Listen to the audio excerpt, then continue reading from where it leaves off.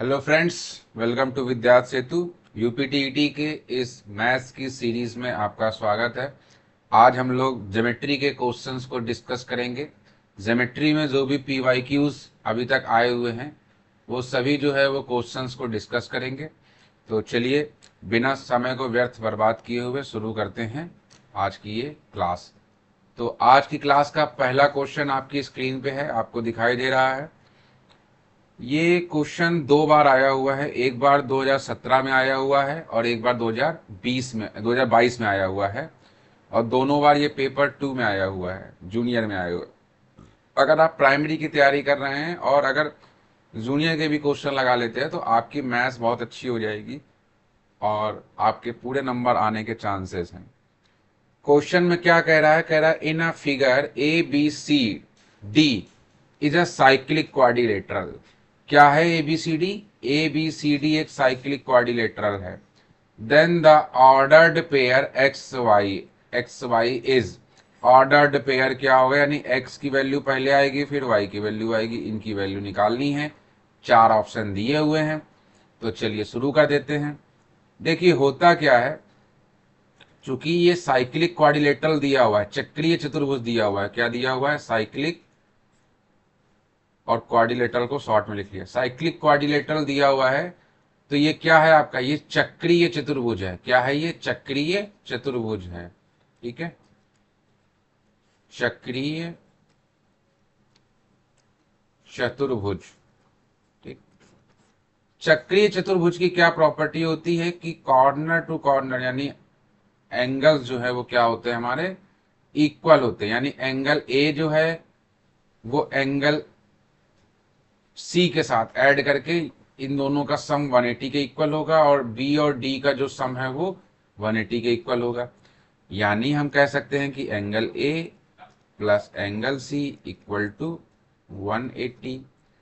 और क्या कह सकते हैं? और कह सकते हैं angle B plus angle D equal to 180। ये दो कंडीशन होती है, हमेशा ध्यान रखिएगा कि जब भी साइक्लिक क्वाड्रिलेटरल यानी चक्रीय चतुर्भुज की बात होगी तो जो इसके वर्टिकली अपोजिट एंगल्स होते हैं वो क्या होते हैं हमारे? जैसे ए का सी के साथ, बी का डी के साथ। ठीक है, आमने सामने के कोने वाले जो होते हैं, डायगोनली भी कह सकते हैं, ये हमारे क्या होते हैं? इसका सम जो है वो 180 के इक्वल होता है। अच्छा, तो एंगल ए क्या दिया हुआ है? एंगल ए है हमारा 3y माइनस का 5, प्लस एंगल सी क्या दिया हुआ है? एंगल सी दिया हुआ है 7x प्लस का 5 इक्वल टू 180 दिया हुआ है। इसको ऐड कर देंगे तो ये हो जाएगा 7x प्लस का 3y, और उसके बाद माइनस का 5 प्लस का 5 क्या हो जाएगा? कैंसिल हो जाएगा, इक्वल टू जो है वो 180 हो जाएगा। ये इक्वेशन 1 बन जाएगी। ठीक है, अब इसी तरीके से हम यहाँ पे कर लेते हैं। एंगल बी क्या दिया हुआ है? 4x दिया हुआ है। एंगल डी क्या दिया हुआ है? 4y दिया हुआ है प्लस का 20 दिया हुआ है, इक्वल टू 180 लिख लिया। यहाँ पे ये 4x प्लस का 4y इक्वल टू ये हो जाएगा हमारा 160 हो जाएगा, और 4 कॉमन लेके यहाँ क्या कर देंगे? डिवाइड कर देंगे। तो ये x plus y equal to जो है कि कितना हो जाएगा? 40 हो जाएगा। ये हमारी बन गई इक्वेशन सेकंड बन गई। अब यहां से हमको इक्वेशन 1 और 2 को लेके x और y की वैल्यू जो है वो निकालनी है। तो x और y की वैल्यू अगर हमको निकालनी है तो मान लीजिए कि हम इसमें 3 का मल्टीप्लाई करा दें, यानी इक्वेशन सेकंड में मल्टीप्लाई करा दें हम 3 का, और दोनों इक्वेशन को सब्ट्रैक्ट कर दें। इक्वेशन 2 में से इक्वेशन 1 जो है सब्ट्रैक्ट कर दें। तो इक्वेशन 2 में कराइए मल्टीप्लाई 3 का, तो 3x हो जाएगा प्लस का 3y हो जाएगा इक्वल टू 4 3 जा 120 हो जाएगा। इक्वेशन फर्स्ट जो है वो वैसे ही लिखेंगे, तो ये हो जाएगा 7x प्लस का 3y इक्वल टू 180। उसके बाद क्या करेंगे? इसको सब्ट्रैक्ट कर देते हैं, माइनस माइनस माइनस, तो यहाँ पे आ जाएगा माइनस का 4x आ जाएगा भाई। 7x में से 3x माइनस कर दिया, प्लस माइनस माइनस होता है, तो ये क्या हो जाएगा? माइनस का 4x आएगा, और यहाँ पे ये y जो है ये कट जाएगा, इक्वल टू यहाँ पे क्या आएगा, ये माइनस का 60 आ जाएगा।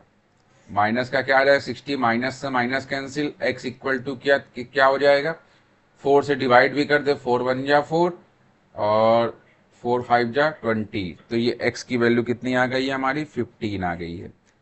x की वैल्यू 15 आ गई है, तो देखिए ऑप्शन नंबर ए नहीं हो सकता, ऑप्शन नंबर डी नहीं हो सकता, बी और सी में कोई ऑप्शन होगा। अब इस x की वैल्यू को उठा के इक्वेशन 2 में रख दें, ठीक है। तो पुट द वैल्यू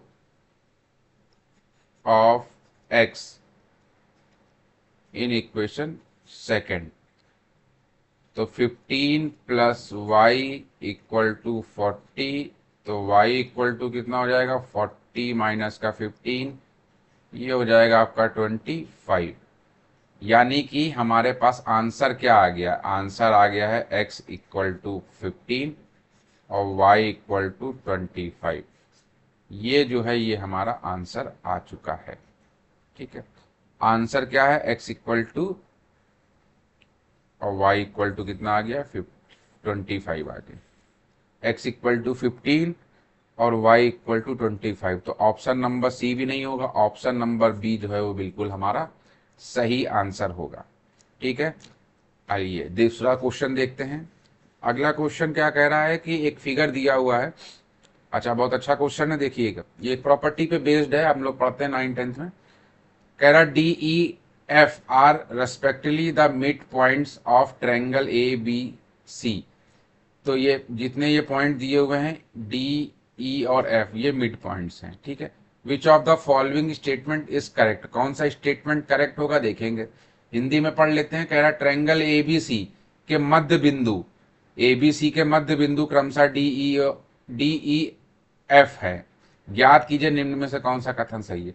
अब देखिए अगर बीसी का मिड पॉइंट डी है, इसका मतलब बीडी और डीसी जो है वो इक्वल हो जाएगा। अगर ई जो है, अगर ई जो है वो इसका मिड पॉइंट है, किसका मिड पॉइंट है, एसी का, तो ये साइड इसके इक्वल हो जाएगी। और उसी तरीके से अगर एफ जो है वो ए बी का जो है वो मिड पॉइंट है, तो ए एफ जो है वो इक्वल हो जाएगा एफ बी के, ये साइडें इक्वल हो जाएंगी। जब भी ये कंडीशन बनती है तो आप समझ लीजिए कि मिड पॉइंट वाली बात हो रही है, ठीक है। तो इसमें कुछ नहीं करना होता है, देखिए एक ट्रायंगल ये बन रहा है, दूसरा ट्रायंगल ये बन रहा है, तीसरा ट्रायंगल ये बन रहा है और चौथा ट्रायंगल ये बन रहा है। कुल टोटल इस फिगर में देखा जाएगा तो 4 ट्रायंगल्स बनते हैं, और सारे ट्रायंगल्स जो हैं वो एक दूसरे के क्या होते हैं, इक्वल होते हैं। ये वैसे ही मान लीजिए कि ये कोई एक केक है, इसको 4 इक्वल पीस में जो है वो डिवाइड कर दिया गया। एक ट्रायंगुलर केक है, इस ट्रायंगुलर केक को 4 ट्रायंगुलर पीसेस में डिवाइड कर दिया गया, यानी कि एक त्रिभुजाकार जो है वो केक है, इसको 4 जो है वो त्रिभुजाकार पीसेस में डिवाइड कर दिया गया। तो सारे पीस एक दूसरे के क्या है, इक्वल हैं, ताकि कोई झगड़ा ना हो कि भाई हमको कम मिला हमको ज्यादा मिला, ठीक है, समझ लीजिए। तो इसके लिए क्या करना है कि जब ये चारों इक्वल हैं तो हम इसको क्या लेके चल सकते हैं, तो इसको हम लिख सकते हैं कि इफ, मैं लिखवा भी देता हूं, आप समझ लेंगे तो आपको लिखने की जरूरत नहीं पड़ेगी, ठीक है, आप डायरेक्ट भी कर सकते हैं। If D E and F is the mid point, mid points कही है ना, देन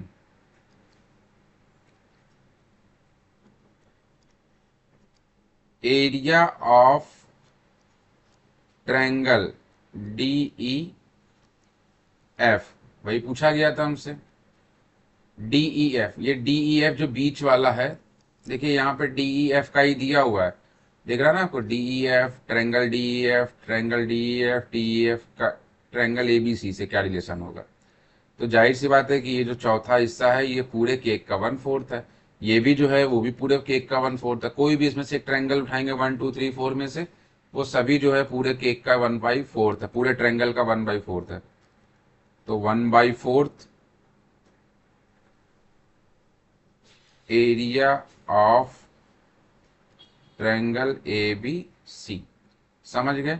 यानी कि इसको हिंदी में भी लिख देता हूं, ट्रायंगल डी ई एफ का क्षेत्रफल 1/4 of triangle A B C का क्षेत्रफल। ट्रायंगल डी ई एफ का जो क्षेत्रफल है वो हमारा पूरे ट्रायंगल जो ए बी सी है उसका 1/4 है। तो कौन सा इसमें सही है?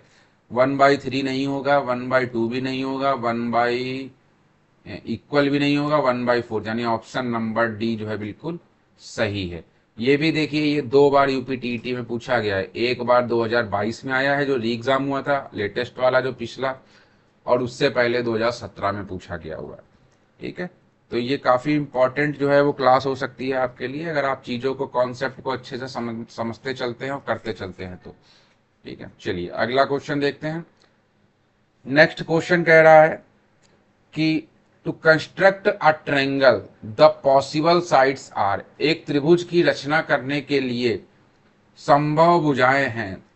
जितने भी क्वेश्चन से संबंधित कॉन्सेप्ट है मैं उनको पूरा आपको विस्तार से बता रहा हूं, ताकि आप उन चीजों को करते चले। होता क्या है कि अगर मैं नियम सिर्फ बताने बैठूंगा तो थ्योरी की क्लास बहुत ज्यादा हो जाएगी और थ्योरी पढ़ पढ़ के आप ऊब जाएंगे। इसलिए क्वेश्चन के साथ थ्योरी समझने में ज्यादा आसानी होती है, और जो काम की चीजों आप उसको नोट करके लिख सकते हैं। जैसे पिछले में जो बताया कि ये फॉर्मूला होता है 1/4 होता है एक तरीके से, तो आप डायरेक्ट भी कर सकते हैं। आपको इतना समझ क्योंकि समझा दिया, तो अब उसको आप डायरेक्ट कर सकते हैं, उसके लिए कोई प्रॉब्लम की बात नहीं है। जैसे इसमें भी कॉन्सेप्ट है कि कैसे पता चलेगा कि जो है वो क्या होता है, तो इसके लिए भी नियम मैं लिखवा रहा हूं, तो आप उसको भी याद कर लेंगे तो बढ़िया से जो है आपको लिख लीजिएगा इसको, तो आपका क्या हो जाएगा कि ये दिमाग में बना रहेगा। क्या नियम है चलिए देखते हैं। दो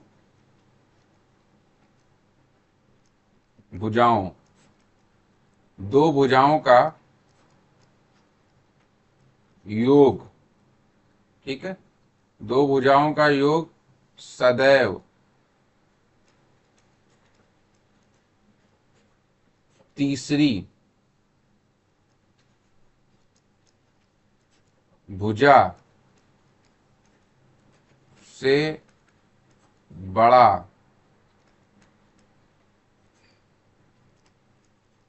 होता है। दो भुजाओं का योग सदैव तीसरी भुजा से बड़ा होता है।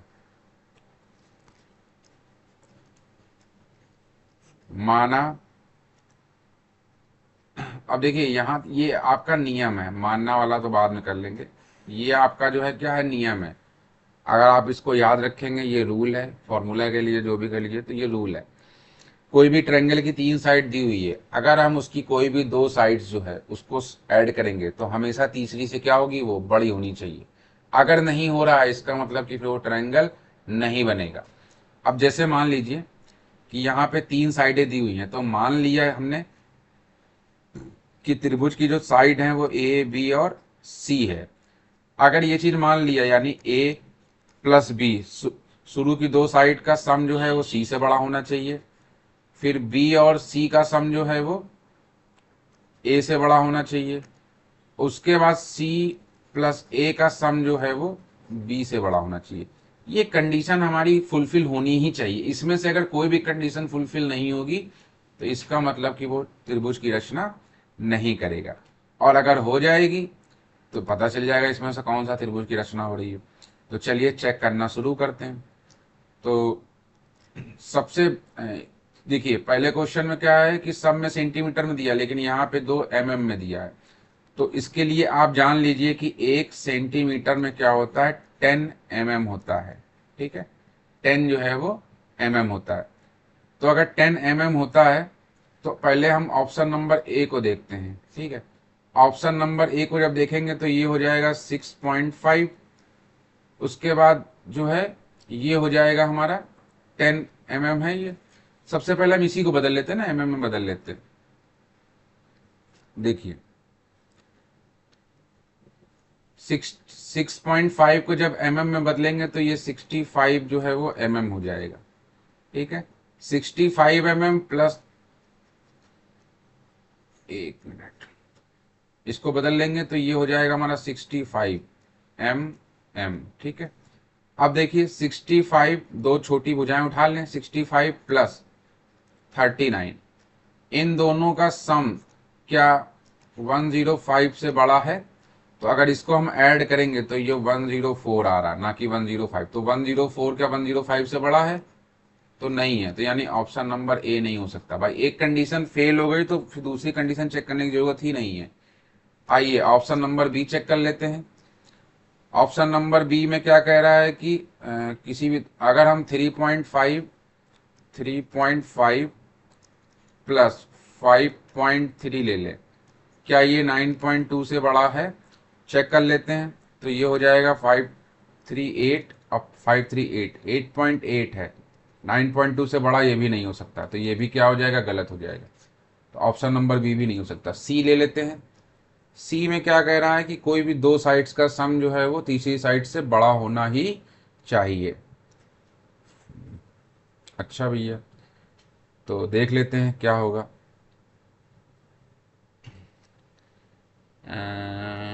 अच्छा देखो, अगर 3 + 3 करेंगे तो ये हो जाएगा 6। 6 से बड़ा है क्या? नहीं, इक्वल है। इक्वल नहीं होना चाहिए, बड़ा होना चाहिए, ग्रेटर देन होना चाहिए। तो सी भी नहीं होगा। अब बचा क्या? डी। डी आपका बिल्कुल सही ऑप्शन हो जाएगा, लेकिन चूंकि डी जो है वो बचा है, तो डी को जो है हम एक बार करके देख लेते हैं क्या सही में ये है। तो 6.3 प्लस 5.9, इसका सम करेंगे तो क्या ये 4.6 से बड़ा है? बिल्कुल बड़ा है। देखिए क्या आ रहा है, ये 12.2 आ गया और ये 4.6 आ गया। ठीक है, तो ये बड़ा है हमारा। उसके बाद और कंडीशन चेक कर लेते हैं इसी में। अगर हम 5.9 प्लस 4.6 को ऐड करते हैं तो 6.3 से बड़ा होना चाहिए, तो ये 10.5 आ रहा है और ये 6.3 आ रहा है, तो ये भी सही है, ये भी सही है। तीसरी कंडीशन चेक कर लेते हैं। ये तो पहली कंडीशन हो गई, ये दूसरी हो गई। अब थर्ड कंडीशन भी चेक कर लेते हैं कि 10 पॉइंट, अच्छा 10.5 तो हो चुका ना, ये लिख दिया था मैं। 5.9 4.6। अच्छा अब अगला क्या हो जाएगा? 4.6, 4.6, 4.6 हो गया, 4.6 हो गया प्लस 6.3 का सम जो है वो 5.9 से बड़ा होना चाहिए। साफ साफ दिख रहा है कि बड़ा होगा, क्योंकि ये 10.9 आ जाएगा जो कि 5.9 से बड़ा है, तो ये भी सही है। तो देखो तीनों कंडीशन जो मैंने बताई थी ना कि तीनों साइड्स में जो है वो सम करने पे इस तरीके से कंडीशन बननी चाहिए, तो तीनों को फुलफिल कर रहा है। ऑप्शन नंबर डी जो है बिल्कुल सही इसका आंसर है। ये क्वेश्चन आपके 2022 में ये क्वेश्चन आया हुआ है एग्जाम में, और ये भी प्राइमरी में क्वेश्चन आया हुआ है। ठीक है, चलिए अगला क्वेश्चन देखते हैं। हाँ बढ़िया, ये कॉन्सेप्चुअल क्वेश्चन है। इसमें भी चारों ऑप्शन को मैं जो है वो डिफाइन कर दूंगा, जिससे आप समझ पाएंगे कि किसमें क्या फ़र्क होता है। सबसे पहले क्वेश्चन पढ़ लेते हैं, कब आया देख लेते हैं। तो ये यूपीटीईटी के प्राइमरी में क्वेश्चन आया हुआ है, और ये 2021 में जो पेपर जो है लीक हो गया था, जो कैंसिल्ड हो गया था, उसका पेपर है ये। ठीक है, पहले ही पेपर हुआ था, वही लीक हो गया था, जूनियर को हो ही नहीं पाया था। यदि दो त्रिभुजों के केंद्रों के बीच की दूरी उनकी त्रिज्याओं के योग से कम हो तो वे दोनों वृत्त, if the distance between the centers of two circles is less than the sum of radii of the two, then they अच्छा भैया ठीक है, इनमें से कौन सी जो है वो होगी? टच इंटरनली, टच जो है वो इंटरनली, ये गलत लिखा हुआ, एक्सटर्नली होता है। ठीक है, ई एक्स होगा एक्सटर्नल, क्योंकि वाई लिखा है ना। Intersect each other, contains one the other. अच्छा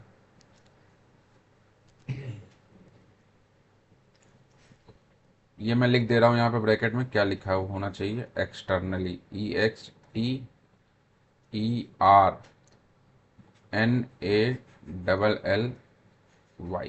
ठीक है,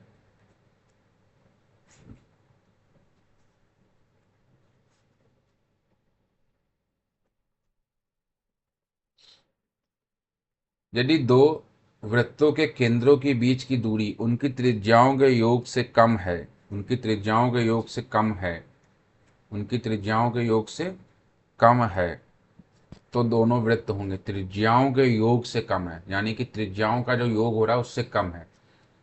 तो सबसे पहले जो कहा है अंतरस्पर्शी, अंतरस्पर्शी ऑप्शन नंबर ए को पहले देखो, देख लेते हैं कि अंतरस्पर्शी क्या होता है। यानी कि टच इंटरनली, सारी कंडीशन अच्छे से समझ लीजिएगा, उससे क्या होगा कि फिर आपको कोई समस्या नहीं होगी।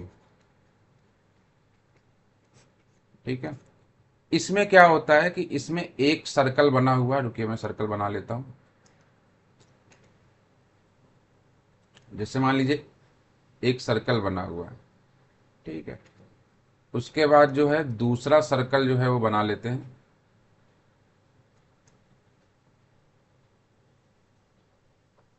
इस तरीके से।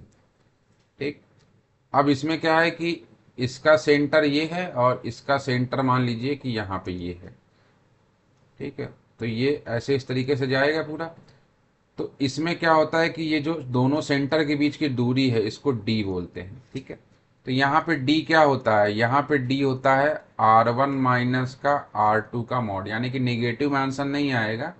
अब जो भी इसमें से बड़ा होगा बड़े में से छोटा माइनस कर देंगे, तो ये कंडीशन होती है। तो जाहिर सी बात है कि अच्छा मान लो एक एग्जाम्पल मान ले कि एक का 4 था, दूसरे का एक का 2 था, एक का 6 था। तो 6 माइनस अगर जो है वो करेंगे तो योग से कम होना चाहिए, तो योग तो यहाँ हो ही नहीं रहा, यहाँ तो सब माइनस हो रहा है। योग से कम होना चाहिए, तो योग तो हो नहीं रहा है यहाँ पे। तो ये कंडीशन जो है वो फुलफिल नहीं करेगी ऑप्शन नंबर बी में। ऑप्शन नंबर ए में, ऑप्शन नंबर बी देख लेते हैं।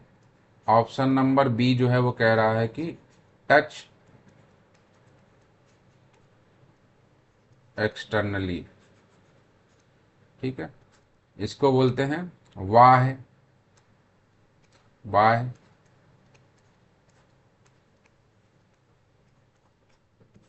बायस्पर्शी।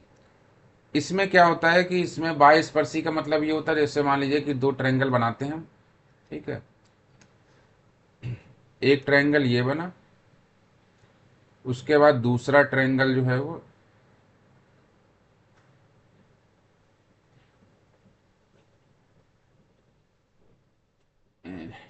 इसको रफ करना पड़ेगा।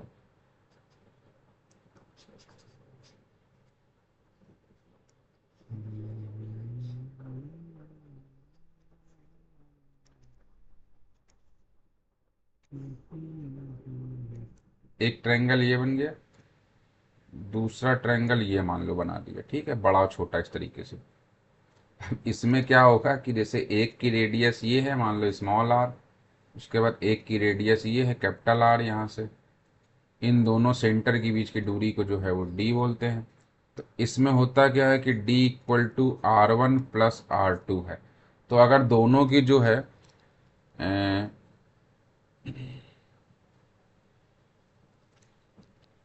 दोनों की जो दूरी है इसमें, दोनों की दूरी, वो दोनों की दूरी R1 और R2 जो है वो ऐड हो जाता है। अब यहाँ पे कैपिटल आर लिख दिया था तो कैपिटल आर लेके चलते चलिए। ठीक है, capital R plus small r, ये इनकी डिस्टेंस का सम होता है ये। तो ये भी जो है वो यहाँ पे अप्लाई नहीं होगा। उसके बाद तीसरा कह रहा है कि intersect each other, intersect each other. Intersect each other में क्या होता है कि ऑप्शन नंबर सी जो है इसमें क्या होता है, मैं फिगर ही बना देता हूँ। ठीक है, ये ऑप्शन नंबर सी की बात हो रही है। इसमें क्या होता है कि एक ट्रायंगल बना है, ठीक है, ये ट्रायंगल बना दिया, दूसरा ट्रायंगल फिर बना दिया, ऐसे करके। हाँ, ये इंटरसेक्ट कर रहे हैं ईच अदर। अब यहाँ पे सेंटर एक का है, दूसरे का सेंटर यहाँ पे है, दोनों सेंटर दिख रहा है आपको इस तरीके से। ठीक है, अब इनके बीच की डिस्टेंस के बीच ये सेंटर है। ठीक है, ये सेंटर है और इसका ये सेंटर है, तो इन सेंटर के बीच की दूरी जो है, डिस्टेंस जो है, ये डी होता है। और इसमें डी क्या होता है, इसमें डी जो होगा वो आपका R1 और R2 से क्या होता है, छोटा हो सकता है। क्या हो सकता है, छोटा हो सकता है। या हम कह सकते हैं कि R1 माइनस का R2 greater than D greater than R1 plus R2, इस तरीके से कंडीशन फुलफिल करता है। ठीक है, अब सी देख लेते हैं, एक बचा, एक और देख लेते हैं। डी वाला क्या था भाई? हाँ, कांस्टेंट वन द अदर, अनावृत।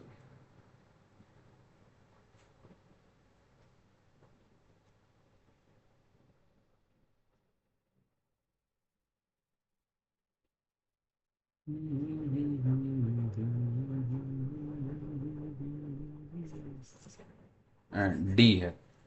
डी में क्या होता है कि इसमें जो है एक सर्कल ये बना, उसके बाद जो है इसी में एक सर्कल और बना देते हैं, एक सर्कल इसी के अंदर बना देते हैं, लेकिन वो टच नहीं करेगा। अब चूंकि टच नहीं करेगा, उसके बाद ये मान लीजिए इसका सेंटर ओ है, उसका सेंटर ये, तो इस तरीके से ये इसकी रेडियस हो गई और इसकी रेडियस यहाँ से यहाँ तक हो गई, तो ये भी नहीं होगा। इसके लिए कंडीशन क्या होती है? डी इक्वल टू कंडीशन होती है, डी जो है वो क्या होगा आपका? R1 माइनस R2 से छोटा होना चाहिए। ठीक है, ये इसके लिए कंडीशन होती है। अब ऑप्शन कौन सा सही होगा? देखिए, सी में क्या कह रहा है, इसमें कह रहा था कि दोनों के योग से कम है, तो दोनों का योग देखिए यहाँ पे हो रहा है। ठीक है, और यहाँ पे इक्वल की बात हो रही थी, यहाँ पे जो है वो उससे कम होना चाहिए, यानी जो इसकी ये डी क्या है? डी दोनों सेंटर के केंद्रों के बीच की दूरी है, तो दोनों केंद्रों के बीच की दूरी R1 प्लस R2 से क्या होंगी? छोटी होंगी। तो ये इस कंडीशन में आता है, इसलिए ऑप्शन नंबर सी जो है यहाँ सही होगा और डी जो है वो गड़बड़ होगा। तो एक बार आप कॉपी में नोट्स जब बनाइएगा तो उसमें जो है वो ये सारे पॉइंट जो है वो फिगर बना के लिख लीजिएगा। इससे क्या होगा कि आपको करने में आसानी होगी। जो आप अपने हाथ से नोट्स बनाएंगे खुद से, वही आपको याद रहेंगे और वही एग्जाम में काम आएंगे। नहीं, आप दुनिया भर की तमाम ट्रिक पढ़ लीजिए, एग्जाम में काम नहीं आएगी वो। इसलिए इसको इस तरीके से करने में ज़्यादा बेहतर रहेगा। इससे आपको देखिए 4 कॉन्सेप्ट आपको सीखने को मिल गए इस एक क्वेश्चन से। ठीक है, चलिए अगला क्वेश्चन। अगला क्वेश्चन कह रहा है कि संलग्न चित्र दिया हुआ है, चित्र दिया हुआ है, चित्र में कह रहा है कि पी ए और पी बी वृत्त की स्पर्श रेखाएं हैं। पी ए और पी बी जो है वृत्त की स्पर्श रेखाएं हैं। ठीक है भैया, होने दो, स्पर्श रेखाएं हैं तो। और triangle A P B 30 degree है। ट्रायंगल ए पी बी क्या है? 30 डिग्री है। Triangle A P B 30 degree. अच्छा ठीक है, दिया हुआ है। ट्रायंगल ए क्यू बी का मान बताना है। ये जूनियर के एग्जाम में आया हुआ क्वेश्चन है। जूनियर की एक वैकेंसी आई थी 2021 में, ये यूपी का ही एग्जाम है, उसी में ये पूछा गया था, इसीलिए मैं इसको भी यहाँ पे सॉल्व करा रहा हूँ। क्योंकि ये यूपी का एग्जाम है तो इसके भी क्वेश्चन सॉल्व करना फायदेमंद रहेगा। तो कैसे करेंगे इसको? अच्छा, एक चीज जान लीजिए, एक कॉन्सेप्ट जान लीजिए, नियम जान लीजिए जो बहुत काम आएगा आपको, कि ए क्यू बी पूछा है। ए क्यू क्या पूछा है? बी पूछा है। ए क्यू बी दिखाई दे रहा है आपको? ये पूछा है आपसे, ये वाला जो है हमसे पूछा है, ऑप्शन आंसर में क्वेश्चन में दिया हुआ है। ठीक है, कि इसकी वैल्यू क्या होगी। तो जब भी इस तरीके से फिगर बनता है कि सेंटर से जो है वो एक एंगल बन रहा है, भाई एक एंगल यहाँ बन रहा है ऐसे, ठीक है, उसके ऊपर एक एंगल दोनों से जाके एक यहाँ पे बन रहा है इस तरीके से। तो जब भी इस तरीके से चीजें बनती हैं तो हमेशा ध्यान रखना है कि कैसे क्या होगा। तो ए क्यू बी जो है वो एंगल, अगर हम ए ओ बी जो है, ये जो सेंटर में एंगल बनता है ए ओ बी, ये एंगल, इसका जो है वो हाफ होता है। यानी अगर ए ओ बी 100 होगा तो यहाँ 50 आएगा, अगर ये 60 होगा तो यहाँ 30 आएगा, अगर यहाँ 80 होगा तो ये 40 आएगा। समझ रहे बात मेरी? तो ये नियम जो है ये बहुत काम का नियम है और इसको आप बहुत अच्छे से क्या करना है? याद रखना है। ये अगर आपको याद रहेगा तो आप क्वेश्चन जो है बहुत अच्छे से निकाल सकते हैं। अब इससे हमको ये पता चल रहा है, अब चूंकि जो नाम यहाँ दिया गया है वो दिए गए फिगर के हिसाब से दिया गया, ठीक है। अब यहां से हमको क्या पता चल रहा है कि अगर ए क्यू बी हमको निकालना है, तो अगर हम ट्रायंगल ए ओ बी निकाल लें तो उसका हाफ कर देंगे तो आंसर ए क्यू बी निकल के आ जाएगा। तो ए ओ बी निकालने पे हमको फोकस करना है कि ए ओ बी कैसे निकालेंगे। अच्छा, एक चीज और देखिए कि ये आपकी जो है वो क्या है, ये एक स्पर्श रेखा है, ठीक है, क्या है ये स्पर्श रेखा है, और ये सेंटर है। सेंटर से जब जाएगा तो यहाँ पे 90 डिग्री पे जाता है। सेंटर से स्पर्श रेखा पर जब केंद्र से कोई जो है वो रेखा ड्रॉ करते हैं तो परपेंडिकुलर होती है। ये एक थ्योरम में प्रूफ कर चुके हैं हम लोग, ठीक है, 10th क्लास में जब पढ़ते हैं तो उसमें थ्योरम में 9 पे प्रूफ करते हैं। तो ये 90 होगा। इसका मतलब कि हमको पता है, क्या पता है, कि एंगल पी ए ओ और एंगल पी बी ओ ये दोनों क्या हो जाएंगे, हमारे 90 हो जाएंगे। क्या हो जाएंगे, 90। ये भी 90 और ये भी 90, ठीक है। अब देखिए, क्या क्वाड्रिलेटरल एक नहीं बना, चतुर्भुज क्या नहीं बन रहा है, एक P A O B, P A O B एक चतुर्भुज बन गया, क्वाड्रिलेटरल बन गया, है ना। तो जब ये चूंकि बन गया क्वाड्रिलेटरल, तो क्वाड्रिलेटरल में क्या होता है, चारों एंगल का सम जो है वो क्या होगा, 180 होगा। तो angle P plus angle P A O plus angle P B O plus angle A O B, A O B आ गया जो चाहिए था हमको यहाँ पे, इक्वल टू क्या होगा, 360। भाई एक क्वाड्रिलेटरल, एक चतुर्भुज के चारों एंगल का सम कितना होता है, 360 होता है। एंगल पी हमको पता है, जी हाँ पता है, 30 डिग्री है। पी ए ओ और पी बी ओ ये भी पता है हमको, देखिए गिवन है, ये थ्योरम से निकाला एक तरीके से। तो 90 प्लस 90, उसके बाद ए ओ बी दिया हुआ है, ए ओ बी दिया हुआ है, ये हमको निकालना है, ए ओ बी, ये हमको नहीं पता है, 360। अब angle A O B equal to 360 minus कितना होगा, 90 प्लस 90 180 हो जाएगा। इसको सॉल्व करेंगे कितना हो जाएगा, 180। 180 में क्या करेंगे, 30 जो है वो ऐड कर देंगे। तो 180 में 30 ऐड करेंगे तो 210 हो जाएगा। तो यहां से सॉल्व करेंगे 210 से, तो कितना आंसर आएगा, ये आपका बचेगा 150 आ जाएगा answer, angle A O B.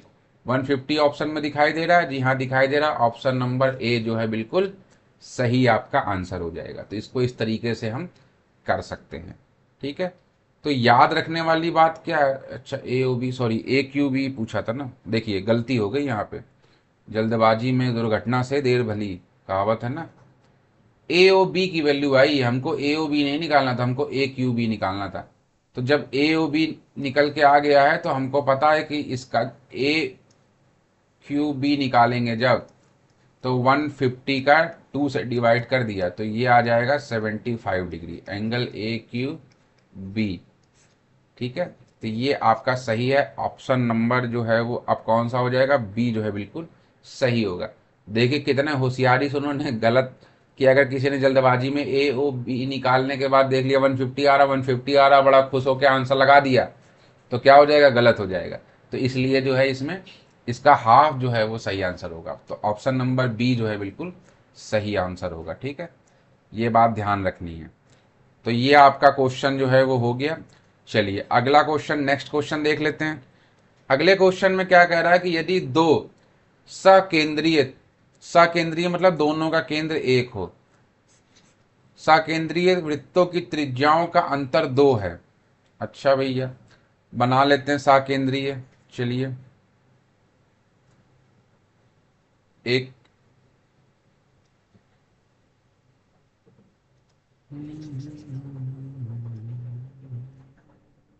एक सर्कल ये बना और दूसरा सर्कल इस तरीके से बनाइए, हालांकि ये गलत बन रहा है, चलिए इसी बना,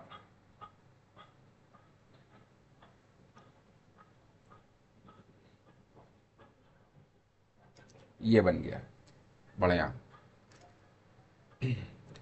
अब यहां से ये इसकी छोटे वाले से सर्कल की रेडियस आर मान ली, स्मॉल आर, और बड़े वाले की रेडियस जो है कैपिटल आर मान ली, ये इसका सेंटर हो गया।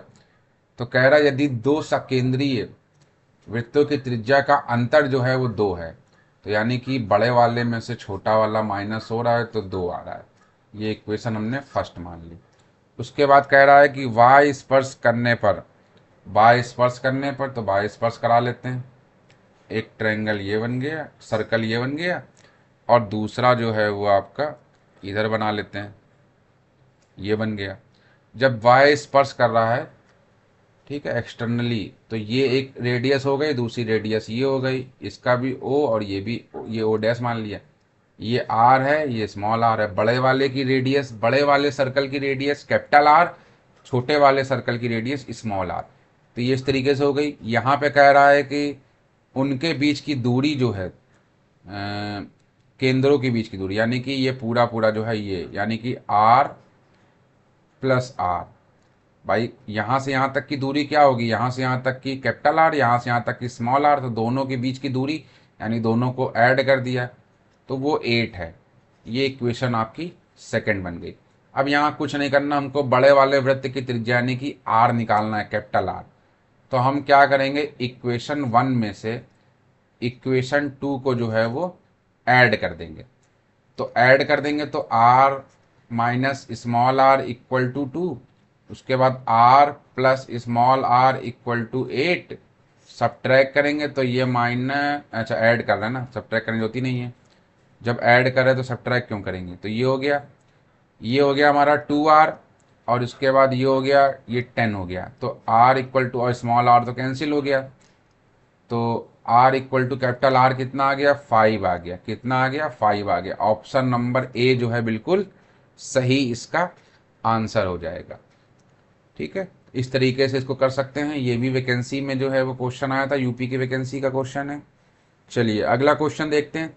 अब देखिए, अभी जो क्वेश्चन बताया था मैंने पीछे, वही क्वेश्चन का रूल जो है यहाँ पे भी अप्लाई होगा, वही जो है यहाँ पे भी अप्लाई होगा। कह रहा है यदि दिए गए चित्र में वृत्त का केंद्र O है तथा OAB 60 डिग्री है, ठीक है, दिया हुआ 60 डिग्री, तो AEB का मान बताना है हमको, ये बताना है AEB का मान हमको बताना है। अब कैसे बता देंगे, यहाँ पे ये साइक्लिक क्वाड्रिलेटरल नहीं बन रहा है, तो हमको क्या करना है, एक जो है वो लाइन ड्रॉ करनी पड़ेगी। क्या करनी पड़ेगी, लाइन को ड्रॉ करनी पड़ेगी। तो मान लिया हमने A से एक लाइन ड्रॉ करी ये, उसके बाद हमने B से एक लाइन ड्रॉ करी, ये दोनों लाइन जो है यहाँ पे ड्रॉ हो गई। अब दोनों लाइन जब यहाँ ड्रॉ हो गई तो ये हो गया ऑप्शन नंबर डी। अब अभी अभी मैंने बताया था पीछे आपको कि एंगल ए डी बी जो है वो क्या होता है, एंगल ए ओ बी का हाफ होता है। ये रूल होता है, ये हमने अभी अभी आपको पीछे जो है वो बताया था। ठीक है, देखिए वही रूल यहाँ काम आ गया। अगर आप फिगर बना के ये चीज़ लिख लेते हैं तो क्या होगा, आपके बहुत काम आएगी। ये चीज़ होती है। तो अगर ये 60 है तो यहाँ 60 रखेंगे, तो 60/2 यानी कि 30। इसका मतलब कि एंगल जो है वो ए डी बी जो है वो क्या हो जाएगा, वो आपका हो जाएगा 30 डिग्री हो जाएगा। ठीक है, ये आपका रूल होता है, एक तरीके से नियम कह सकते हैं। ठीक है, ये हो गया आपका 30 डिग्री। कितना हो गया ये, 30। अब क्या है कि A E B D is cyclic quadrilateral. क्या है, चक्रीय चतुर्भुज है। क्या है ये, चक्रीय चतुर्भुज। ठीक है, पीछे भी नाम आपने सुन रखा है, ये भी, इसकी भी प्रॉपर्टी मैंने बताई थी। चक्रीय चतुर्भुज है। क्या है ये, चक्रीय चतुर्भुज है। तो चक्रीय चतुर्भुज में क्या होता है कि ए और बी का सम 180 होता है, डी और ई का जो है सम 180 होगा। तो angle D plus angle E equal to कितना होगा, 180 होगा। तो एंगल डी की वैल्यू पता है क्या आपको, बिल्कुल पता है, 30 है। ये पता है क्या, ये हमको निकालना है जो हमको ए ई बी दिया हुआ है। ये हो गया हमारा 180। तो एंगल ए ई बी जो है वो क्या हो जाएगा, 180 माइनस का 30 हो जाएगा। तो एंगल ए ई बी जो है ये कितना हो जाएगा, 150 हो जाएगा, 150 हो जाएगा। क्या हो जाएगा? 150 हो जाएगा। साफ नहीं दिख रहा तो रुकिए मैं इसको फिर से लिख देता हूँ। 150 हो जाएगा। क्या 150 ऑप्शन में आ रहा है? बिल्कुल आ रहा है। ऑप्शन नंबर ए जो है बिल्कुल सही आपका आंसर हो जाएगा। तो इस तरीके से आप इसको भी कर सकते हैं। ये भी वैकेंसी में आया हुआ क्वेश्चन है, ये भी जो है आपकी वैकेंसी में आया हुआ क्वेश्चन है। इसको भी इस तरीके से हम लगा सकते हैं। ठीक है, तो आप देख रहे हैं ना कितने सारे कॉन्सेप्ट यूज हो रहे हैं, और क्वेश्चन के माध्यम से आप पढ़ते जाएंगे, चीजें को सीखते जाएंगे, क्योंकि प्रैक्टिस होती जाएगी। थ्योरी पढ़ पढ़ के नोट्स बना के, या बहुत सारे टीचर जो है वो फार्मूला बुक लिखते हैं, हमने भी फार्मूला बुक्स देखी हैं। उन फार्मूला बुक्स में बहुत सारी थ्योरी दी होती है, वो थ्योरी फिर दी ही रह जाती है, कभी जो है इस्तेमाल नहीं हो पाती है। तो उनमें से वही रूल आपको याद रहेंगे जिसकी आप प्रैक्टिस करेंगे, जो क्वेश्चन के फॉर्म में सॉल्व करेंगे। अदरवाइज वो फिर क्या होता है, वो पड़ा ही रह जाता है। चलिए, इसमें क्या कह रहा है? कह रहा है कि एक वृत्त की जीवा जिसकी त्रिज्या के बराबर है, जीवा जो है वो त्रिज्या के बराबर है। अच्छा ठीक है, जीवा जो है वो त्रिज्या के बराबर है। इस जीवा के द्वारा वृत्त के लघु चाप, ठीक है, लघु चाप मतलब क्या होता है? स्मॉल जो है वो आर्क या माइनर आर्क कि किसी भी बिंदु पर अंतरित कोण है। अच्छा ठीक है, तो इसमें फिगर बना लेते हैं। पहले एक सर्कल का फिगर बना लेते हैं।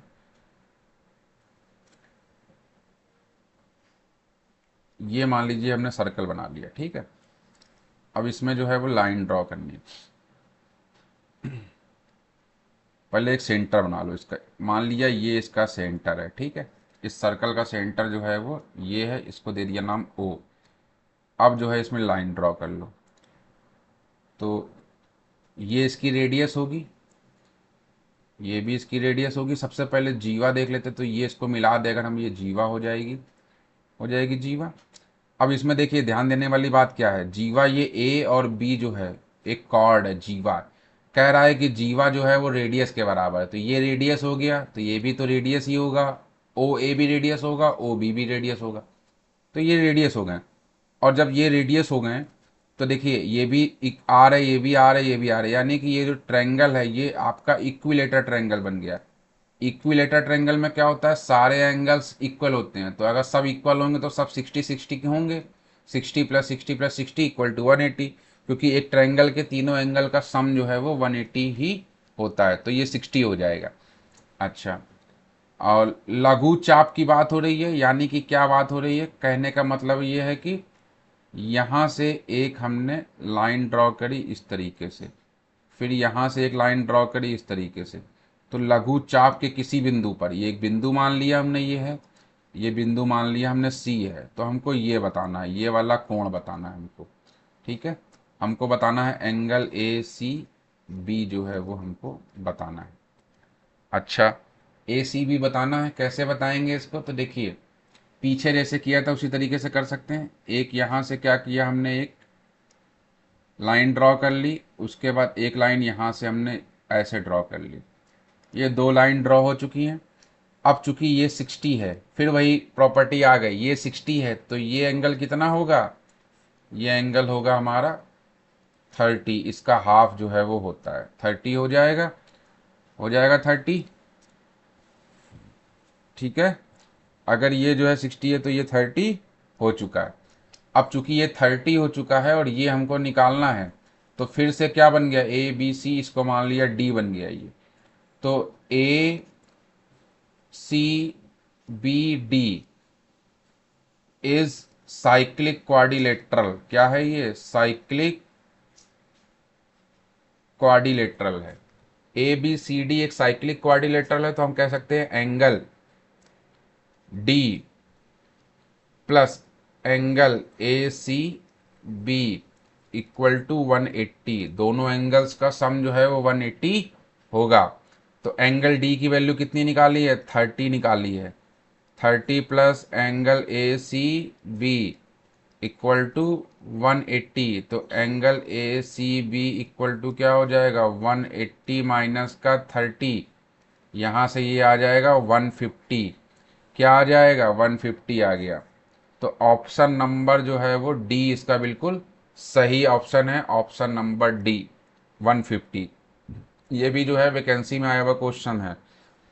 चलिए, बात समझ में आ रही होगी आपको। तो जो भी रूल्स और नियम है उसको नोट करते चलिए, अपने खुद के जो है नोट्स बनाते चलिए, वही आपके एग्जाम में काम आएंगे, कुछ बाकी कुछ भी काम नहीं आएगा। ठीक है। चलिए, अगला क्वेश्चन कह रहा है कि area of the part of 120 of a circle is 66/7 centimetre square, then diameter of the circle is pi 22/7 है। पाई की वैल्यू 22/7 दी हुई है। एक वृत्त के 120 डिग्री के खंड का क्षेत्रफल 66/7 सेंटीमीटर है, तो वृत्त का व्यास कितना होगा, डायामीटर आपको बतानी है। नियम फिर से एक रूल यहाँ पे आ गया। रूल याद करना है आपको। क्या याद करना है, फॉर्मूला कह लीजिए या रूल कह लीजिए, वैसे ये फॉर्मूला हो सकता है। ठीक है, याद रखेंगे, बहुत जगह काम आता है। क्या है फॉर्मूला, कि वृत्त के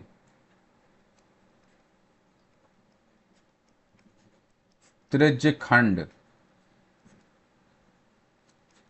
का क्षेत्रफल कितना होता है, तो क्षेत्रफल होता है pi r square into theta upon 360। ये आपको याद रखना है। ये आपको क्या करना है, ये याद रखना है। ये आपके बहुत काम आएगा, इम्पॉर्टेंट है। इसी का यूज़ जो है हम करेंगे। अच्छा, ये किसका क्षेत्रफल है, क्षेत्रफल हमको पहले से दिया हुआ है, यानी कि एरिया इक्वल टू जो भी दिया हुआ सेक्टर, उसकी बात कर रहे हैं। तो ये जो इक्वल टू में कितना दिया हुआ है, 66/7 दिया हुआ है। पाई की वैल्यू कितनी, 22/7। आर की वैल्यू कितनी है, पता नहीं है आर की वैल्यू, आर स्क्वायर लिख दिया ऐसे ही। थीटा कितना है, थीटा 120 डिग्री है, अपॉन में 360 डिग्री है। अब इसको सॉल्व करेंगे, देखिए 7 से 7 सॉल्व हो गया, 22 से 66 जाएगा 3 टाइम में। ठीक है, यहाँ से इसको सॉल्व करेंगे, ये 120 और 360 3 टाइम में ये भी चला जाएगा, 3 इधर आ जाएगा, आर स्क्वायर 3 × 3 आ जाएगा। तो आर की वैल्यू कितनी आ जाएगी, 3 आ जाएगी। तो जब आर की वैल्यू 3 आ गई है, तो डायामीटर जो होता है वो रेडियस का डबल होता है, तो 2 × 3 हो जाएगा। तो ये हो जाएगा 6 सेंटीमीटर, जबकि सब कुछ सेंटीमीटर में था तो ये भी सेंटीमीटर में। तो ऑप्शन नंबर डी जो है बिल्कुल सही इसका आंसर हो जाएगा आपका, ऑप्शन नंबर डी। ये आपके यूपी टेट 2021 के प्राइमरी में आया हुआ क्वेश्चन है। चलिए, अगला क्वेश्चन देख लेते हैं। The difference between complementary and supplementary angle of a given acute angle is, given acute angle is.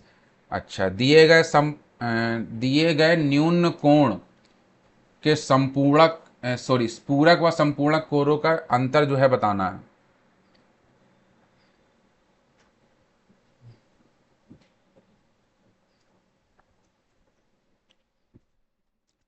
देखिए, यहां भी एक कॉन्सेप्ट आ गया, यहां भी एक कॉन्सेप्ट आ गया, समझते चलिए। क्या कह रहा है क्वेश्चन में, सोल्यूशन जब करेंगे इसको, एक्यूट एंगल कह रहा है। ठीक है, एक्यूट एंगल, एक्यूट एंगल को क्या बोलते हैं, न्यून कोण। न्यून कोण, मान लिया हमने एक्स है, एक्यूट एंगल क्या है, एक्स है। फिर नंबर 1 आ गया कॉम्प्लीमेंट्री एंगल। कौन सा एंगल, कॉम्प्लीमेंट्री।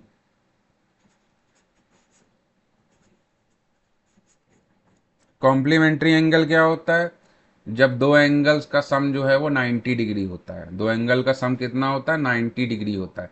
यहाँ क्या दिया हुआ है, 9 एक्स दिया हुआ है, एक्स से तो 90 माइनस का एक्स कर लेंगे, 90 माइनस का एक्स कर लेंगे। अच्छा, कॉम्प्लीमेंट्री को बोलते क्या है हिंदी में, इसको बोलते हैं पूरक कोण। ठीक है, क्या बोलते हैं, पूरक कोण। उसके बाद दूसरा क्या दिया हुआ, सप्लीमेंट्री दिया हुआ। कौन सा एंगल दिया हुआ है, सप्लीमेंट्री एंगल। सप्लीमेंट्री एंगल का मतलब क्या होता है, संपूर्णक कोण होता है,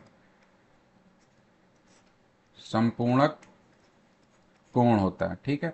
इस संपूर्ण कोण में क्या होता है, दो एंगल का सम जो है क्या होना चाहिए, 90 था। कम्प्लीमेंट्री सप्लीमेंट्री में होता है कि 180 होना चाहिए। तो यहाँ पे क्या होगा, 90 माइनस का x कर दिए, क्योंकि भाई सब कुछ एक्यूट एंगल से ही चल रहा है। तो एक्यूट एंगल यहाँ पे क्या है, x है, तो इसलिए कॉम्प्लीमेंट्री में भी माइनस कर दिया, सप्लीमेंट्री में भी माइनस कर दिया, ठीक है। अब कह रहा है कि इन दोनों का डिफरेंस जो है, the difference between complementary and supplementary, तो दोनों का डिफरेंस जो है वो क्या है, एक्यूट एंगल होगा। एक्यूट एंगल क्या लिया, x लिया। तो पहला एंगल सप्लीमेंट्री एंगल का डिफरेंस जो है वो कॉम्प्लीमेंट्री एंगल से कर दिया, और इनका डिफरेंस जो है वो क्या है आपका, एक्यूट एंगल है, कर दिया। ये हो गया 180 माइनस का x माइनस का 90 प्लस का x इक्वल टू x। ये x से x कैंसिल हो गया, यहाँ करेंगे तो ये x इक्वल टू कितना आ जाएगा, 90 आ गया। x इक्वल टू कितना आ गया, 90 आ गया। तो ऑप्शन नंबर बी जो है बिल्कुल हमारा सही होगा। ऑप्शन नंबर बी जो है बिल्कुल सही हो जाएगा। तो इस तरीके से जो है क्वेश्चंस ये भी सॉल्व हो गया। चलिए अगला क्वेश्चन देख लेते हैं।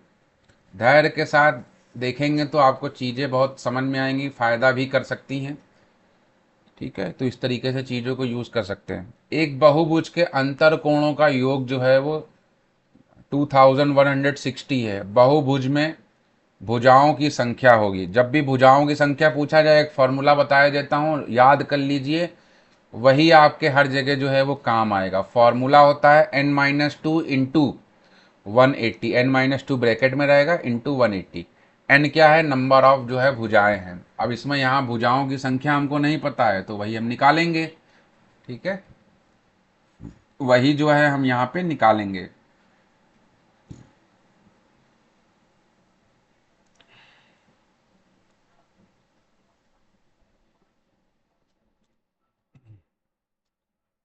हाँ, लेट कर लिया हमने।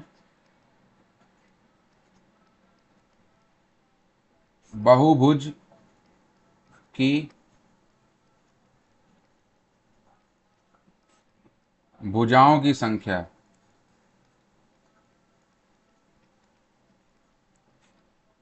कितना है, n है। ये बहुभुज की भुजाओं की संख्या हमने मान लिया n है।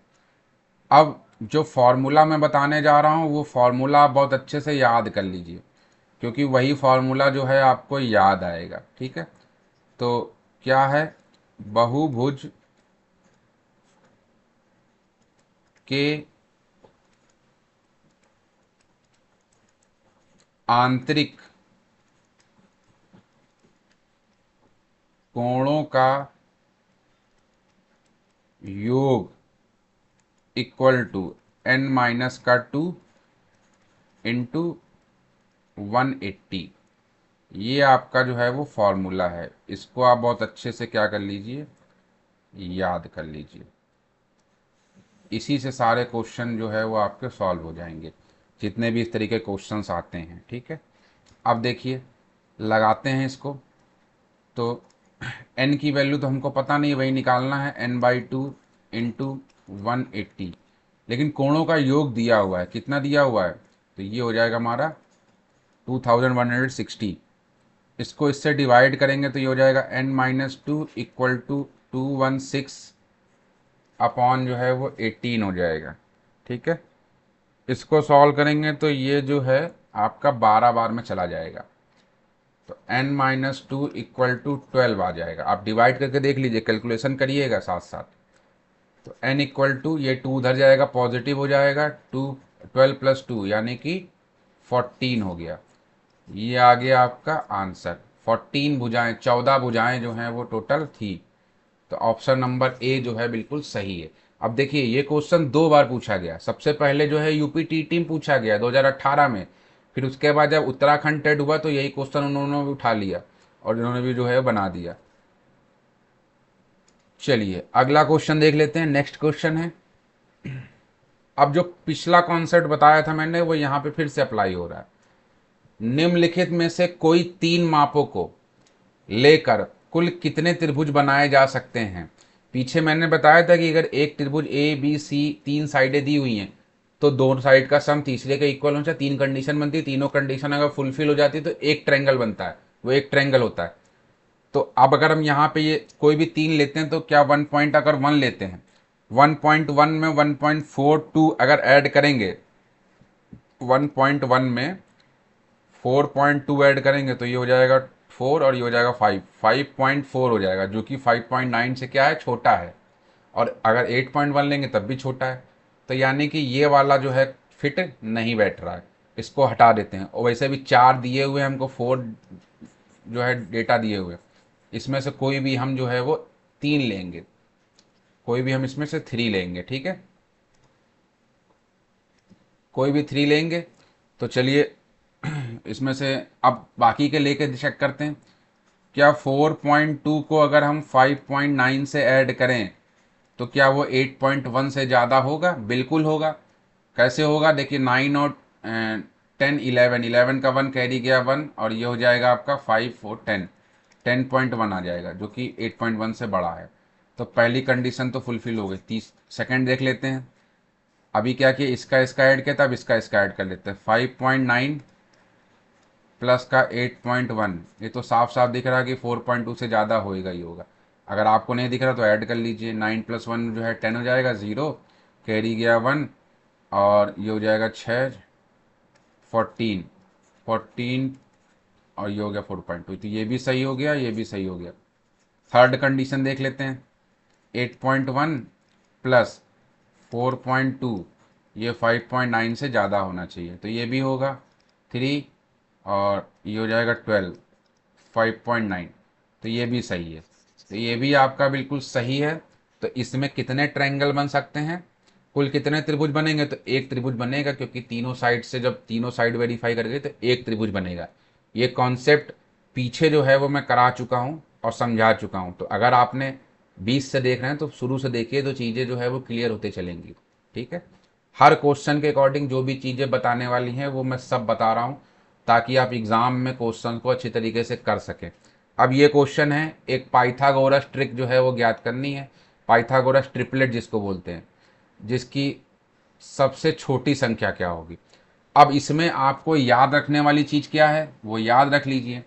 क्या याद रखने वाली है कि पाइथागोरस अगर देता है आपको, ठीक है,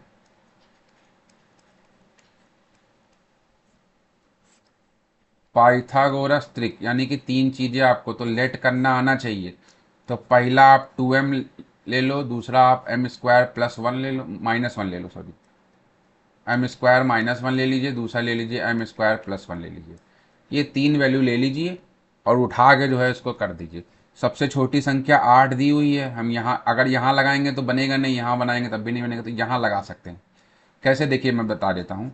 m² -1 = अगर हम 8 लेते हैं तो क्या होगा, m² = 8 प्लस का 9 हो जाएगा। तो यहाँ से जो है वो m² की वैल्यू जो है क्या हो जाएगा, 1 है ना, तो 9 हो जाएगा। अब ये रूट लग जाएगा यहाँ पे, फिर प्लस माइनस होगा तो फिर दिक्कत करेगा ना उस तरीके से।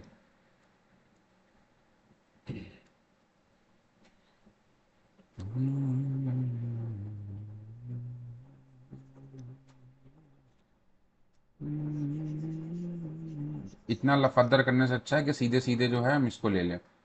तो 2m = 8, सबसे छोटा वैसे भी यही होगा, तो m की जगह कितना आ जाएगा, सबसे छोटा दिया हो ना, इसलिए 2m लेना सबसे सही रहेगा। तो ये हो जाएगा 4। अब m की वैल्यू 4 आ गई, यहाँ पे रखेंगे m की वैल्यू, तो ये हो जाएगा 4 का स्क्वायर 16 -1, यानी कितना आ गया, ये 15 आ गया, ठीक है। तो आंसर तो हमको यहाँ पे भी मिल सकता है क्या, 2m कितना आएगा, 2m आ जाएगा 2 × 4, 8, 8 और 15, 8 और 15, ऑप्शन नंबर ए सही होगा। देख लीजिए इससे 17 आता है कि नहीं आता। तो इससे करेंगे तो ये हो जाएगा 16 प्लस का 1, भाई 4 का स्क्वायर करेंगे 16 + 1, 17 आ गया। यानी कि 8, 15 और 17, ये आपका आ गया। सबसे छोटा 8 था, सबसे छोटा 8 आ रहा है। तो ये तो 6 वाला तो हो ही नहीं सकता, क्योंकि सबसे छोटा 8 दिया हुआ है। तो 3 ऑप्शन दिए हुए हैं, तो डी तो अपने आप ही कैंसिल हो जाएगा। तो ऑप्शन नंबर ए जो है बिल्कुल सही आपका आंसर होगा। ये भी जो है यूपीटीईटी के प्राइमरी में पूछा गया क्वेश्चन है। अब इसमें जो आपको याद रखने वाली चीज़ है वो याद क्या रखनी है, वो ये याद रखनी है। ये आप याद रखिएगा, इसको नोट कर लीजिए, ताकि जो है वो इजी वे में आपके क्वेश्चन जो है वो सॉल्व हो सके। चलिए अगला क्वेश्चन देख लेते हैं। कह रहा है यदि ट्रायंगल ए बी सी एक समद्विबाहु त्रिभुज है, यदि ट्रायंगल ए बी सी एक समद्विबाहु त्रिभुज है, समद्विबाहु त्रिभुज यानी कि जिसकी दो साइड्स इक्वल होती हैं, जिसमें ए बी सी 90 डिग्री है। अच्छा ए बी सी 90 डिग्री दे दिया है, जब दे दिया है तो बना लो फिर इसको। सीधी लाइन नहीं बन रही है, कोई बात नहीं, टेक्नोलॉजी का यूज़ करते हैं। एक ट्रायंगल ये बन गया, दूसरा ट्रायंगल साइड ये बन गई, तीसरी साइड जो है वो ये बना दिया। चलो ये है हमारा ए बी सी 90 डिग्री है, तो बी और ये सी, तो ये हो गया हमारा 90 डिग्री। ठीक है, अब दो साइड्स इक्वल हैं, तो जाहिर सी बात है कि ए बी और बी सी इक्वल हो सकती है। कभी भी हाइपोटेनिस तो किसी बेस या परपेंडिकुलर की एक साइड के इक्वल तो नहीं हो सकता, दोनों साइड के सम के इक्वल हो सकता है। ठीक है, तो ये आपको अपने हिसाब से अंडरस्टैंडिंग पैदा करनी होगी कि अगर ए बी सी एक राइट एंगल ट्रायंगल बन गया, इसका मतलब ये आपका जो है वो क्या हो गया, परपेंड हाइपोटेनिस हो गया। ठीक है, कर्ण हो गया, इसको क्या बोलते हैं, कर्ण बोलते हैं। ये आपका बेस होता है, इसको हम बोलते हैं आधार। ये आपका जो है परपेंडिकुलर होता है, इसको हम बोलते हैं लंब। तो इस तरीके से बनेगा ये। तो क्या कभी ऐसा हो सकता है कि लंब और कर्ण बराबर हो जाए? ऐसा कभी नहीं हो सकता। हमेशा पाइथागोरस क्या कहता है, 90 डिग्री ट्रायंगल जिसमें बनता है कि लंब का स्क्वायर और आधार का स्क्वायर का सम जो है वो कर्ण के स्क्वायर के बराबर होता है। कभी ऐसा नहीं होता कि लंब और कर्ण बराबर, इसलिए ए बी और बी सी इक्वल होगा, ना कि ए सी के इक्वल होगा। ठीक है, अब इसमें से क्या हो सकता है, सबसे पहली कंडीशन देख लेते हैं। कह रहा बी सी का स्क्वायर, ठीक है, प्लस ए सी का स्क्वायर, कर्ण का स्क्वायर ए बी के स्क्वायर के बराबर हो सकता है? नहीं होगा, ये तो पाइथागोरस थ्योरम ही फेल हो गई ना। पाइथागोरस थ्योरम के हिसाब से ए सी का स्क्वायर, ए सी का square equal to B C का स्क्वायर प्लस का ए बी का स्क्वायर, ये हो सकता है, ये आपका हो सकता है। ये नहीं हो सकता। दूसरा देख लेते हैं। कह रहा है कि ए सी का स्क्वायर जो है वो दो बार ए बी के स्क्वायर को हो सकता है। अच्छा, हो ये दोनों सेम है, इक्वल है, तो अगर हम दोनों की जगह ए बी लिख दें, यहाँ भी ए बी का स्क्वायर लिख दें और प्लस यहाँ भी ए बी का स्क्वायर लिख दें, तो दोनों बार है तो 2ab स्क्वायर जो है हो सकता है, जो कि ए सी का स्क्वायर के बराबर होगा। तो ऑप्शन नंबर बी तो बिल्कुल सही हो गया, यही आपका आंसर हो जाएगा। लेकिन आइए आगे भी चेक कर लेते हैं, ऑप्शन नंबर सी भी चेक कर लेते हैं। ऑप्शन नंबर सी में क्या कह रहा है कि जो आपका हाइपोटेनिस है ए सी का स्क्वायर का डबल जो है, डबल कर दे अगर, तो वो ए बी के बराबर होगा? नहीं होगा, किसी एक साइड के बराबर तो हो ही नहीं सकता। जब ए सी के इक्वल नहीं होता है तो उसका डबल, कर्ण का डबल करने पे इक्वल कहाँ से हो जाएगा। उसके बाद थर्ड आ जाते हैं। थर्ड में तो पाइथागोरस थ्योरम ही गलत लगी हुई है, जो ये लगी हुई है इसी से कंपेयर करा लीजिए ये, तो ये भी गलत हो गया। ऑप्शन नंबर बी जो है बिल्कुल इसका क्या हो जाएगा, सही आपका आंसर हो जाएगा। समझ गए?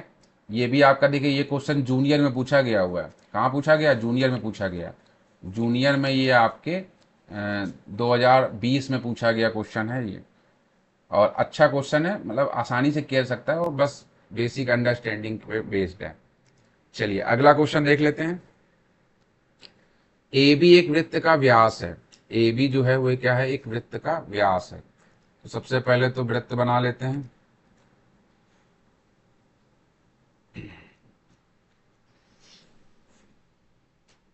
थोड़ा बड़ा बनाना पड़ेगा समझाने के लिए। ठीक है भाई, ये हो गया वृत्त, और ये वृत्त का हो गया आपका सेंटर। ये क्या हो गया, वृत्त का सेंटर हो गया। अब वृत्त का व्यास है ए बी, इसका मतलब कि लाइन जो है वो कहाँ से जाएगी, लाइन जो है वो सेंटर से होके जाएगी यहाँ से, इस तरीके से।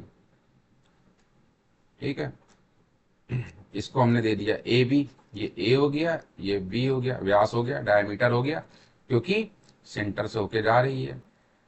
अच्छा, ए बी सी डी, उसके भीतर एक चक्रीय चतुर्भुज है। ए बी सी डी एक चक्रीय चतुर्भुज है, चलिए बना लेते हैं। ए बी और ये मान लिया सी, और ये मान लिया डी, बाद में मिला दिया इसको भी, ठीक है। तो ए बी सी और ये हो गया डी, ठीक है। उसके बाद इसका ये डायगोनल भी मिला सकते हैं, क्योंकि कह रहा है ए सी डी 40 डिग्री है। ए सी डी जो है वो 40 डिग्री है, यानी ये हमारा हो गया 40 डिग्री।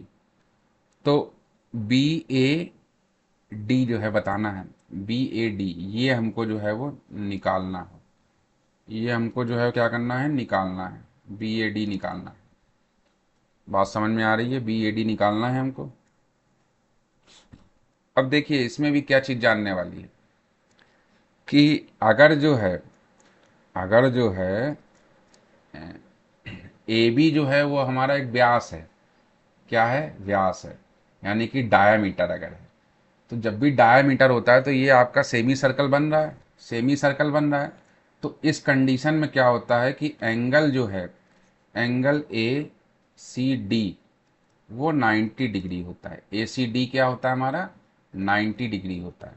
कितना होता है, 90 डिग्री होता है, ठीक है। तो ए सी डी जो है वो, ए सी डी तो 40 दिया हुआ ना, 1 मिनट, ए सी बी, सॉरी, बी आ जाएगा।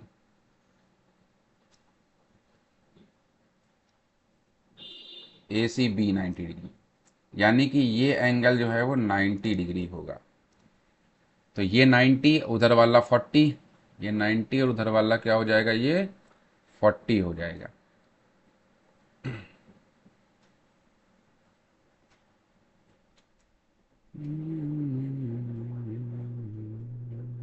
चलिए करते हैं आगे। एंगल बी सी ए हमको निकालना क्या है, बी ए डी, ये पूरा पूरा एंगल निकालना है। तो फिर से वही बन गया हमारा साइक्लिक क्वाड्रिलेटरल। क्या बन गया, साइक्लिक क्वाड्रिलेटरल। तो B A C plus angle A C D equal to angle B C D होता है, बी सी डी होता है। देख पा रहे होंगे आप कि बी सी ए, ठीक है, बी सी ए यानी ये एंगल, फिर ए सी डी, फिर ये एंगल 90 प्लस 40, ये पूरे एंगल के क्या है, बी डी सी के बराबर है। तो एंगल बी सी डी क्या हो जाएगा, 40 प्लस का 90, और ये हो जाएगा 130। ये पूरा पूरा 130 आ गया है। अब फिर से वही बात हो गई, क्या बात हो गई कि साइक्लिक क्वाड्रिलेटरल वाली प्रॉपर्टी आ गई। साइक्लिक क्वाड्रिलेटरल यानी कि चक्रीय चतुर्भुज। कौन सा चतुर्भुज, चक्रीय चतुर्भुज। कौन सा चक्रीय चतुर्भुज, ए बी सी डी हो गया, ठीक है। तो angle B C D plus angle B A D, देखो डी ए बी भी लिख सकते हैं, बी ए डी भी लिख सकते हैं, चाहे ऐसे लिखें चाहे वैसे लिखें। मैं समझा देता हूँ, देखो बी ए डी लिखें, चाहे इसको हम जो है वो डी ए बी लिखें, दोनों हैं सेम ही। लेकिन चूंकि क्वेश्चन में जो लैंग्वेज यूज़ होती है वही लैंग्वेज हम यहाँ भी यूज़ करेंगे। तो B A D equal to कितना होता है, 180 होता है। ये एंगल और सी एंगल, दोनों एंगल का ऐड क्या होगा, 180 होगा। पीछे कई क्वेश्चन में बता चुका हूँ मैं। अब इसमें क्या होता है कि इन दोनों की वैल्यू पता है, इसकी 130 पता है, इसकी निकालनी है हमको बी ए डी की, इक्वल टू 180।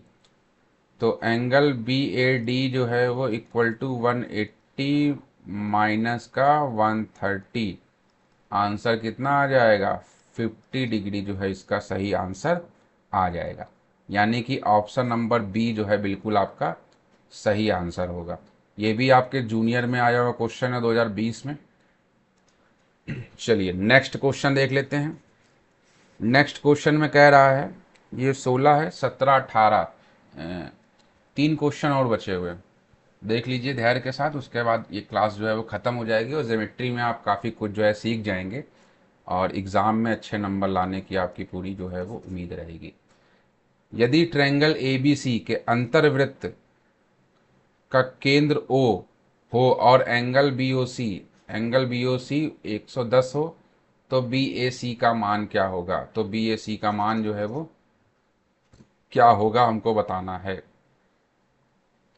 अच्छा, बी ए सी का मान क्या होगा ये बताना है, ठीक है। फिगर बनाना पड़ेगा इसका भी हमको, ठीक है। मैं फिगर बना के इसलिए बता दे रहा हूँ ताकि चीज़ें आपकी पूरी कॉन्सेप्ट अच्छे से क्लियर हो जाए।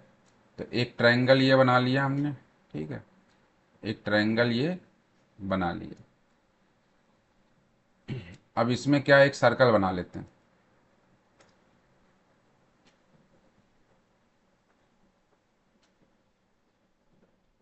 देखिए टच नहीं कर रहा लेकिन मान के चलेंगे कि टच कर रहा है, ठीक है। टच नहीं कर रहा है लेकिन मान के चलेंगे कि टच कर रहा है, ठीक है। चलिए देखिए, ये इसका सेंटर है ओ, ठीक। ये सेंटर से जो है वो ये गया, इसको मान लिया हमने ए, ये हो गया बी और ये हो गया सी, ठीक है। एक मिनट, ये ए हो गया, ये बी हो गया और ये सी हो गया। अब जो है वो लाइन ड्रॉ कर लेते हैं। यहाँ से जो है वो एक लाइन ये ड्रॉ कर ली, फिर यहाँ से एक लाइन ये ड्रॉ हो गई और यहाँ से एक लाइन ये ड्रॉ हो गई, ठीक है। ये आपका हो गया, ये ओ हो गया। अब कह रहा है बी ओ सी, बी ओ सी कितना है, 110 है। बी ओ सी कितना है, 110 है। अच्छा, अब बी ए सी का मान बताना, बी ए सी यानी कि इसका वैल्यू जो है हमको बताना है, सॉरी बी ए सी, हाँ, इसकी वैल्यू जो है हमको बतानी है। अब इसमें एक थ्योरम अप्लाई होती है, नोट बना के फिगर बना के नोट कर लीजिए। थ्योरम है, क्या है थ्योरम की कंडीशन, क्या कहता है थ्योरम है, ठीक है। थ्योरम कहता है कि बी ओ सी जो है, अगर आपको पता है तो आप 90 डिग्री में एंगल ए का हाफ कर देंगे तो ये जो है आपका बी ओ सी की वैल्यू जो है वो के इक्वल होता है, बी ओ सी की वैल्यू के इक्वल होता है, ठीक है। ये आपको याद रखना है। अब इसको अप्लाई कर लेते हैं। बी ओ सी की वैल्यू कितनी दी हुई है, 110 दी हुई है। 9 इक्वल टू, फिर से लिख देता हूँ, 110 equal to 90 plus angle A by 2, angle A by 2 equal to 110 minus का 90। इसको और सॉल्व करेंगे तो एंगल ए बाई 2 की वैल्यू कितनी आ जाएगी, यहाँ से ये आ गई आपकी 20। अब 20 आ गई तो एंगल ए की वैल्यू कितनी आ जाएगी, 20 इंटू 2 यानी कि ये हो गया आपका 40 डिग्री। तो एंगल बी ए सी जो है वो आपका 40 डिग्री जो है वो आ गया। ये आपका आंसर हो गया। ये क्वेश्चन जूनियर में आया हुआ है 2020 में, तो इसका आंसर जो है ऑप्शन नंबर सी जो है बिल्कुल इसका सही आंसर हो जाएगा। चलिए नेक्स्ट क्वेश्चन देख लेते हैं। देखिए इसका फॉर्मूला मैं पीछे बता चुका हूँ। पंचभुज की बात कर रहा है, किसकी बात कर रहा है, पंचभुज की, यानी एन की वैल्यू 5 हो गई। फॉर्मूला क्या बताया था, n-2 और इंटू में 180, n-2 ब्रैकेट में 180। एन की वैल्यू कितनी है, 5, 5 माइनस 2 इंटू 180, ये कितना आ जाएगा, 3 आ जाएगा, 3 इंटू 180। 18 थ्री जा कितना होता है, 54 होता है, 54 और जीरो साथ में था, यानी कि 540 जो है वो आंसर आ जाएगा। ये आपका ऑप्शन नंबर डी हो जाएगा। तो पीछे मैंने बताया था ना ये फॉर्मूला, तो जब आप नोट्स बना के ये फॉर्मूला अपनी कॉपी में लिख लेंगे और एग्ज़ाम से पहले रिवीजन करके जाएंगे तो एग्ज़ाम में काम आएगा। नहीं तो फिर ये आप ऐसे पढ़ेंगे भूल जाएंगे, दुनिया भर की फार्मूला बुक आप ले आएंगे, वो फार्मूला बुक जो है वो कभी काम नहीं आती है। वो एग्ज़ाम के समय में सब भूल जाते हैं क्योंकि इतना उसमें दिया होता है जो काम ही नहीं आएगा। अब जो चीज़ें काम आ रही हैं वो रिवाइज ही नहीं किया एग्ज़ाम से पहले, वहाँ फार्मूला ही नहीं याद आया। फार्मूला याद आ जाएगा तो तुरंत कर सकते हैं इसको। तो सीधा सा तरीका है। ये देखिए ये क्वेश्चन 2 बार पूछा गया है, एक बार 2022 में पूछा गया है और री एग्ज़ाम में पूछा गया, और उसके बाद जब दोबारा जो है वो एग्ज़ाम हुआ तो अच्छा वो 2 बार छाप दिया इसको, एक ही बार पूछा गया है। ये जो है क्या बोलते हैं 2022 में जो री एग्ज़ाम हुआ था ना, दोबारा जो पेपर कैंसिल हो गया था उसके बाद दोबारा जब 2022 का आखिरी जो एग्ज़ाम हुआ था अभी तक, उसके बाद अब 26 में वैकेंसी यूपी टेट का फॉर्म आया, तो इसका ये सही आंसर हो गया। चलिए अगला क्वेश्चन देख लेते हैं। रेखा x इक्वल टू 1 और y इक्वल टू 1 के प्रतिच्छेद बिंदु का निर्देशांक बताइए। बहुत अच्छी बात है, चलो निर्देशांक बताते हैं। निर्देशांक बताने के लिए हमने एक ये एक्सेस बना लिया और दूसरा ये एक्सेस बना लिया, ठीक है। दो एक्सेस बना लिए। अब आपको पता है कि ये जो है वो x एक्सेस होता है और ये जो है y एक्सेस होता है और ये 0 होता है। मान लिया कि 1 यहाँ रहा होगा, फिर ये 2 रहा होगा। तो जब कहेगा हमसे कि x इक्वल टू 1 की बात हो रही है तो x इक्वल टू 1 पे आएंगे और आगे तो बढ़ नहीं पा रहे हैं, आगे तो हम बढ़ नहीं पा रहे हैं। तो जब आगे नहीं बढ़ पा रहे हैं तो यहीं से जो है वो लाइन क्या कर देंगे, ड्रॉ कर देंगे। तो लाइन जो है वो मान लीजिए हमने ये ड्रॉ कर दी, ठीक है। ये लाइन ड्रॉ कर दी। उसके बाद जो है y इक्वल टू 1 पे जब आएंगे तो इस तरीके से लाइन ड्रॉ हो जाएगी, 1 पे ड्रॉ हो जाएगी। भाई y इक्वल टू 1 पे चलेंगे, उसके बाद कुछ है नहीं तो ऐसे ड्रॉ हो जाएगी। तो यहाँ पे क्या होगा, ये भी 1 है तो ये भी 1 हो जाएगा यहाँ पे। तो ये जो बना ये 1,1 बना। यहाँ पे कौन सा पॉइंट बना, तो यहाँ पे जो पॉइंट बना वो बना आपका x इक्वल टू 1 और y इक्वल टू 0। यहाँ पे कौन सा पॉइंट बना, तो यहाँ पे जो पॉइंट बना वो x equal to 0 y equal to 1 बना। इस तरीके से बन गया। जहाँ पे ये कट कर रहा है, जहाँ पे ये कट कर रहा है, कहाँ पे कट कर रहा है, ये आपको दिख रहा होगा, ये पॉइंट है जहाँ पे कट कर रहा है। ये तो इसके निर्देशांक क्या होंगे, यहाँ पे x कॉमा वाई होता है तो x का क्या है 1 है, y का क्या है 1 है। तो 1,1 जो है वो इसके निर्देशांक हो जाएंगे। ऑप्शन नंबर डी जो है इसका बिल्कुल सही आंसर है। 1,1 इसके जो है वो क्या हो जाएंगे, निर्देशांक हो जाएंगे। तो ये भी आपका जो है वो यूपी टेट जूनियर में आया हुआ क्वेश्चन है 2020 में। और आप देख सकते हैं कि अगर थोड़ी सी आपको ग्राफ की नॉलेज है तो आप इस क्वेश्चन को बहुत आसानी से बना सकते हैं। ध्यान रखना है कि जो लाइनें बनाई गई हैं वो ध्यान रखना है कि ये x इक्वल टू 1 है और ये जो बनाई गई है ये y इक्वल टू 1 है। इस तरीके से जब आप बनाएंगे तो जो है वो आपको बिल्कुल अच्छे से आ जाएगा, ठीक है। ये क्वेश्चन समझ में आ गया है? अगर आपको किसी क्वेश्चन में कोई डाउट हो तो आप बताइएगा, तो फिर देखा जाएगा उसका किस तरीके से सोल्यूशन किया जा सकता है, ठीक है। और अच्छे से कुछ या और इजी वे में बताने की कोशिश की जाएगी।